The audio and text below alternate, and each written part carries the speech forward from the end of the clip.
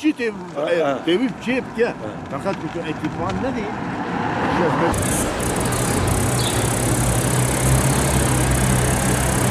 Bilindiği gibi anız yakma toprağın verimliliğini azaltır. Anız yakma ile topraktaki canlıların beslenme ortamı ile besleneceği organik artıklar ortadan kalkar.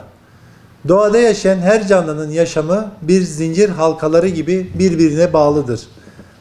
Ayrıca anız yakılması sonucu toprağın ekolojik dengesi bozulmakta, toprağın üstünde ve altında doğaya ve canlılara yararlı olacak organik, inorganik maddeler ile mineraller zarar görmekte. Dolayısıyla beslenmede önemli rol oynayan sebze, meyve ve tahılların kalitelerinin de düşmesine neden olmaktadır. Bu da bitkilerin, hayvanların ve en önemlisi insanların sağlıklı yaşam zincirini de doğrudan etkilemektedir.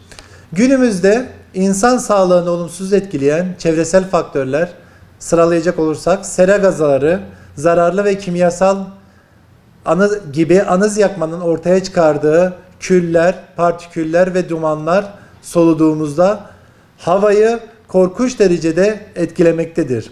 Anız yakılması ile ilgili oluşan sera gazı içerikli duman ve oluşan kül rüzgarı özellikle çocuk ve yaşların solunum yollarının tıkanmasına neden olmaktadır.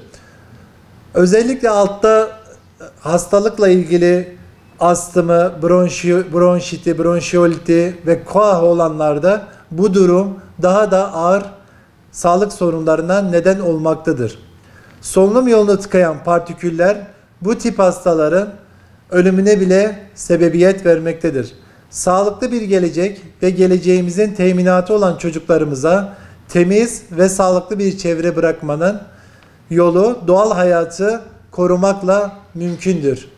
Biz de anız yakmayın, çocuklarınıza sağlıklı bir çevre bırakın diyoruz.